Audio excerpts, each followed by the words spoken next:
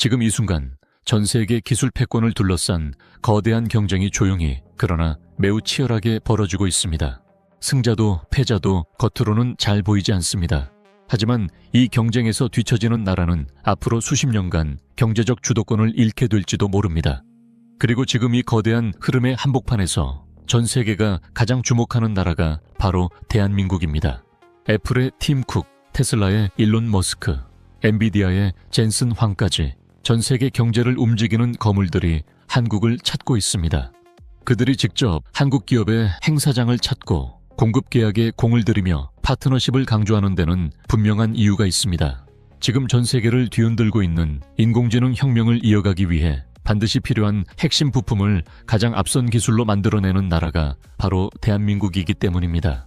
오늘은 빅테크 기업들이 AI 경쟁에서 한국을 필요로 하는 진짜 이유를 처음부터 끝까지 낱낱이 파헤쳐 보겠습니다. 끝까지 함께해 주시면 지금 우리가 살아가는 이 시대가 얼마나 거대한 전환점 위에 서 있는지, 그리고 대한민국이 그 전환점의 어느 자리에 있는지를 선명하게 느끼실 수 있을 겁니다. 우리가 매일 접하는 인공지능의 세계는 정말 놀랍습니다. 복잡한 질문에 몇 초 만에 완벽한 보고서를 써내고 아름다운 그림을 그려내며 영상과 음악까지 창조합니다. 불과 몇 년 전만 해도 공상과학 영화에서나 볼 법했던 장면들이 이제는 스마트폰 하나로 현실이 되었습니다. 많은 사람들은 이러한 기적이 오픈AI나 구글, 마이크로소프트 같은 미국 빅테크 기업들의 소프트웨어 기술 덕분이라고 생각합니다. 천재 개발자들이 밤새 코드를 짜고 혁신적인 알고리즘을 설계한 결과물이라고 말이죠. 물론 그 소프트웨어 역량은 분명히 뛰어납니다. 하지만 그게 전부가 아닙니다. 인공지능이 실제로 어떻게 작동하는지 아주 쉬운 예시로 설명해 드리겠습니다. 여러분이 AI에게 이런 부탁을 한다고 상상해 보세요. 이 계약서 전체를 읽고 나한테 불리한 조항이 있으면 찾아줘. 계약서가 수백 페이지라면 어떻게 될까요? AI는 그 수백 페이지를 처음부터 끝까지 전부 머릿속에 담아두고 각 문장이 서로 어떻게 연결되는지, 어떤 조항이 나중에 어떤 문제를 일으킬 수 있는지를 동시에 파악해야 합니다. 사람이라면 며칠이 걸릴 이 작업을 AI는 단 몇 초 안에 해냅니다. 그런데 이 과정에서 AI의 머릿속, 즉 컴퓨터 안에는 엄청난 양의 임시 메모가 쌓입니다. 3페이지의 이 문장은 87페이지에 저 조항과 연결된다는 식의 메모들이 수억 개씩 생성되는 거죠. 전문가들은 이것을 KV 캐시라고 부르지만 쉽게 말하면 AI가 일을 하는 동안 잠깐 써놓는 메모장이라고 생각하시면 됩니다. 문제는 이 메모의 양이 어마어마하다는 겁니다. 처리할 내용이 2배로 늘어나면 메모의 양은 4배, 4배로 늘어나면 메모는 16배로 폭발합니다. 요즘 AI는 계약서 하나 정도가 아니라 인터넷의 방대한 정보와 수천 페이지짜리 보고서를 동시에 처리합니다. 그러니 이 메모의 양이 얼마나 어마어마할지 상상이 가실 겁니다. 자, 그렇다면 이 엄청난 메모를 누가 관리할까요? AI의 두뇌 역할을 하는 칩, 즉 GPU가 연산을 담당하지만 이 메모들을 빠르게 저장하고 꺼내주는 역할은 메모리가 합니다. 뛰어난 요리사가 있어도 재료를 제때 건네주는 보조가 없으면 음식을 만들 수 없듯이 GPU는 메모리가 데이터를 제때 공급해줘야만 제 성능을 낼 수 있습니다. 바로 이 지점에서 한국의 이야기가 시작됩니다. 여러분, AI 챗봇을 써보신 적 있으신가요? 질문을 입력하면 답변이 한 글자씩 천천히 나오는 경험을 해보셨을 겁니다. 마치 누군가가 타자를 천천히 치는 것처럼요. 또는 AI에게 그림을 그려달라고 했을 때 빙글빙글 로딩 화면을 바라보며 수십 초를 기다린 경험도 있으실 겁니다. 도대체 왜 이런 기다림이 생기는 걸까요? 원인은 GPU와 메모리 사이의 거리에 있습니다.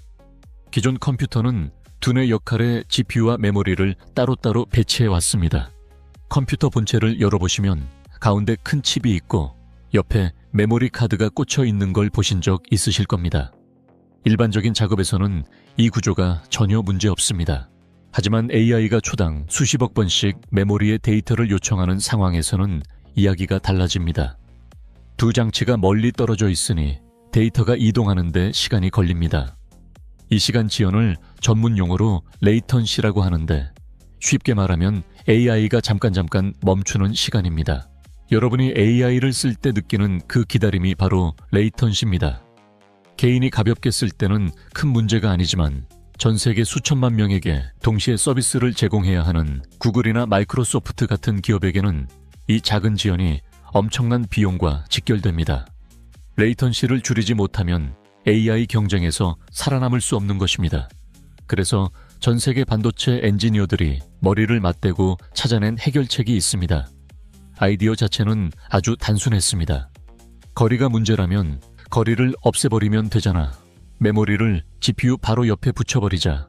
그런데 옆으로 붙이기엔 공간이 없으니 위로 쌓아 올리자. 마치 도심의 땅이 부족할 때 아파트를 높이 짓는 것처럼요.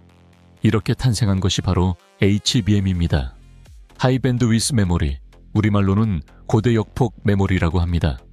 어렵게 들리지만 쉽게 말하면 데이터를 엄청나게 빠른 속도로 주고받을 수 있는 층층이 쌓은 메모리입니다. HBM이 어떻게 만들어지는지 설명해 드리겠습니다. 반도체 칩을 여러 장 준비합니다. 그리고 그 칩들을 층층이 쌓아 올립니다.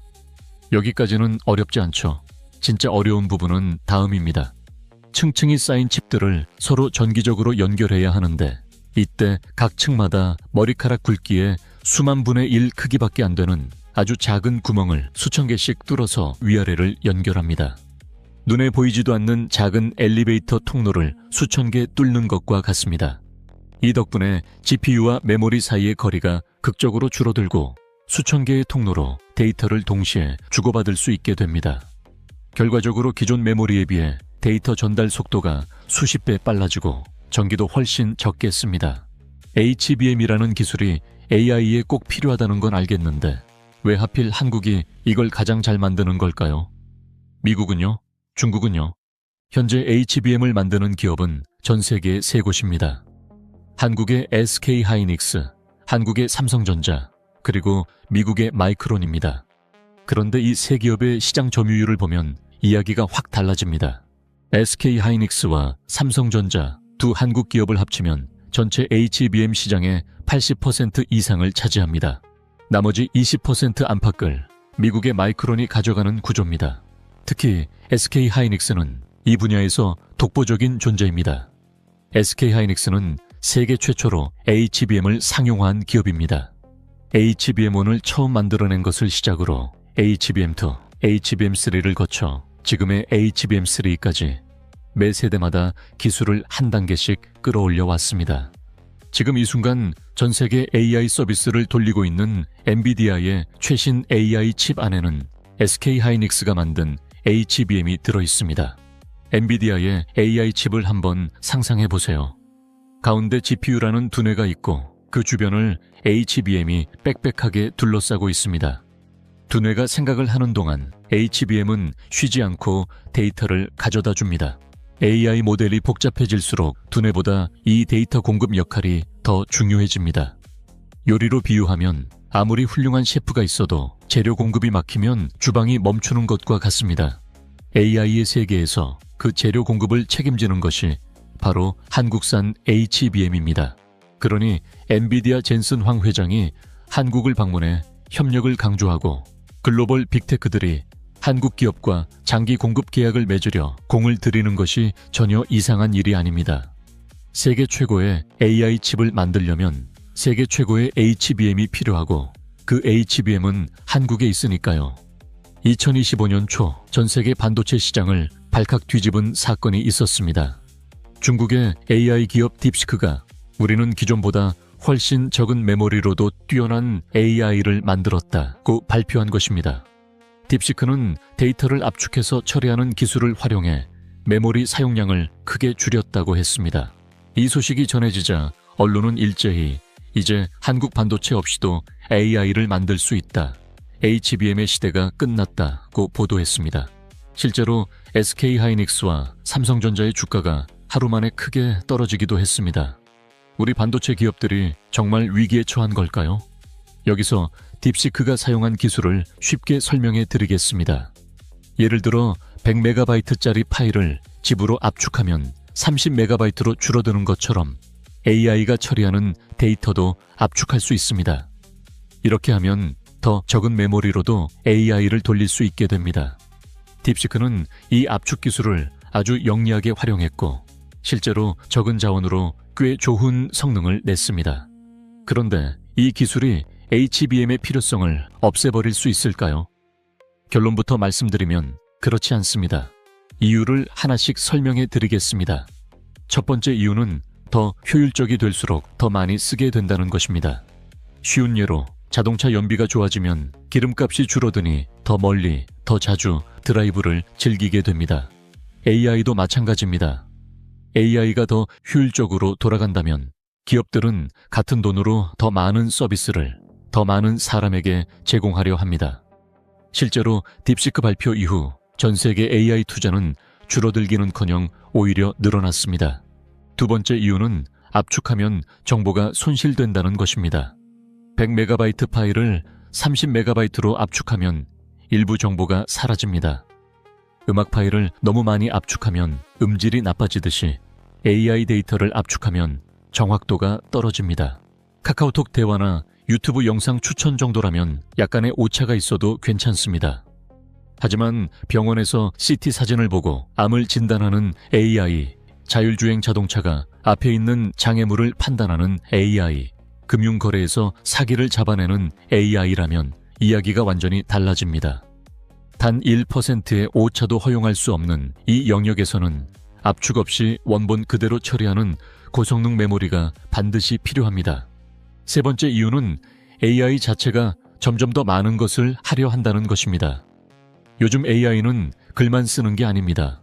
영상을 만들고 목소리를 흉내내고 3D 공간을 인식하고 여러 AI가 서로 협력해 복잡한 프로젝트를 함께 수행합니다. 이런 방향으로 갈수록 처리해야 할 데이터의 양은 폭발적으로 늘어납니다. 아무리 압축 기술이 좋아진다 해도 더 커지는 데이터의 속도를 따라잡기는 어렵습니다. 실제로 딥시크 쇼크가 지나간 뒤 마이크로소프트, 구글, 아마존, 메타는 AI 인프라 투자를 줄이기는커녕 오히려 더 늘렸습니다. 그리고 그 투자의 핵심에는 여전히 한국산 HBM이 있습니다. 이쯤 되면 이런 의문이 드실 겁니다. 그렇게 중요한 거라면 미국이나 중국이 돈 많이 쏟아부어서 직접 만들면 되는 거 아닌가요? 실제로 그 시도들이 지금 이 순간에도 벌어지고 있습니다. 미국은 반도체 공장을 자국에 짓겠다며 수십조 원의 지원금을 쏟아붓고 있고 중국은 반도체 자립을 국가 목표로 삼고 수백조 원을 투자하고 있습니다. 일본도 국가가 직접 나서서 최첨단 반도체 기업을 새로 세웠습니다. 그런데 왜 이들은 아직도 한국의 HBM 기술을 따라잡지 못하고 있을까요? 비밀은 수율이라는 개념에 있습니다. 수율이란 공장에서 반도체를 100개 만들었을 때 그중 제대로 된 제품이 몇 개나 나오는지를 나타내는 비율입니다. HBM을 만드는 과정을 생각해 보세요. 눈에 보이지도 않는 얇은 반도체 칩을 수십 장 쌓고 각 층마다 머리카락보다 수만 배 얇은 구멍을 수천 개씩 뚫어야 합니다. 이 과정에서 구멍 하나만 삐뚤어도 먼지 한 톨만 들어가도 그 제품은 통째로 불량이 됩니다. 마치 수천 조각짜리 퍼즐을 맞추다가 딱 하나만 틀려도 전체가 망가지는 것과 같습니다. 이 수율을 높이는 것은 장비를 사온다고 해결되는 문제가 아닙니다. 수천 가지의 공정 조건을 동시에 맞춰야 하고 아주 미세한 이상 신호를 미리 잡아내야 하며 문제가 생겼을 때 원인을 빠르게 찾아 고쳐야 합니다. 이런 능력은 수십 년간 직접 만들어보고 실패하고 개선하는 과정을 반복해야만 쌓입니다. SK하이닉스와 삼성전자는 그 수십 년의 경험을 이미 가지고 있습니다. 공장 현장에서 밤낮 없이 일해온 수천 명의 엔지니어들이 몸으로 익힌 노하우, 어떤 상황에서 어떤 문제가 생기고 어떻게 해결해야 하는지에 대한 방대한 경험치는 돈으로 살 수도 단기간에 흉내 낼 수도 없습니다. 여기에 더해 한국에는 반도체를 만드는 데 필요한 소재와 장비를 공급하는 협력 기업들이 수십 년간 함께 성장하며 촘촘한 생태계를 이루고 있습니다. 중국이 아무리 많은 돈을 쏟아부어도 일본이 국가 차원에서 지원을 아끼지 않아도 이 두터운 생태계와 현장 경험을 단기간에 만들어내기란 사실상 불가능에 가깝습니다. 한국 반도체 기업들은 지금 잘하고 있다는 것에 안주하지 않고 이미 다음 세대 기술을 준비하고 있습니다. HBM도 계속 진화하고 있습니다. 지금의 HBM3에서 더 발전한 HBM4 개발이 이미 진행 중이며 칩을 더 많이 쌓고 통로를 더 촘촘하게 만들어 속도를 한층 끌어올리는 작업이 한창입니다. 더 나아가 메모리 안에서 계산까지 처리하는 기술도 연구되고 있습니다. 지금은 메모리가 데이터를 GPU에 전달하면 GPU가 계산하는 방식인데 아예 메모리 안에서 계산까지 끝내버리면 이동시간 자체가 없어지는 것입니다. 마치 재료를 주방으로 옮기는 대신 창고 안에서 바로 요리를 끝내버리는 것과 같습니다. 삼성전자와 SK하이닉스 모두 이 방향에서 의미 있는 연구 성과를 내고 있습니다. 그러나 이 모든 기술적 성취를 이어가려면 반드시 짚고 넘어가야 할 숙제가 있습니다. 첫 번째 숙제는 인재입니다.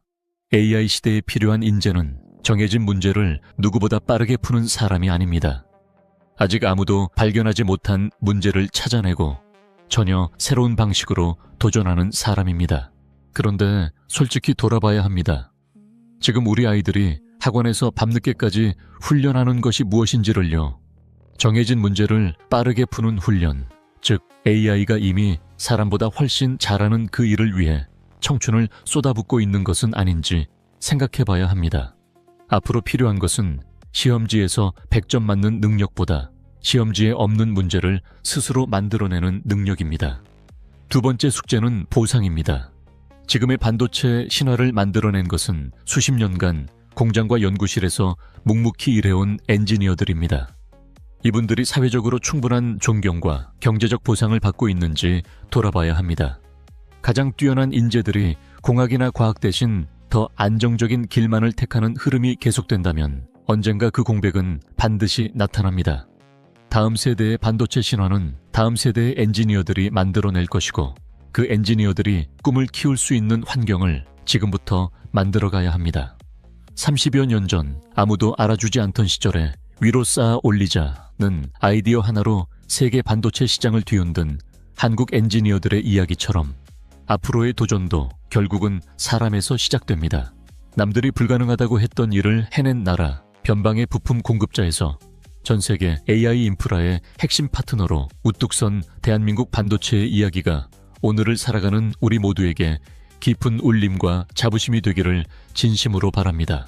오늘 영상이 유익하셨다면 구독과 좋아요, 알림 설정까지 부탁드립니다. 끝까지 시청해 주셔서 감사합니다.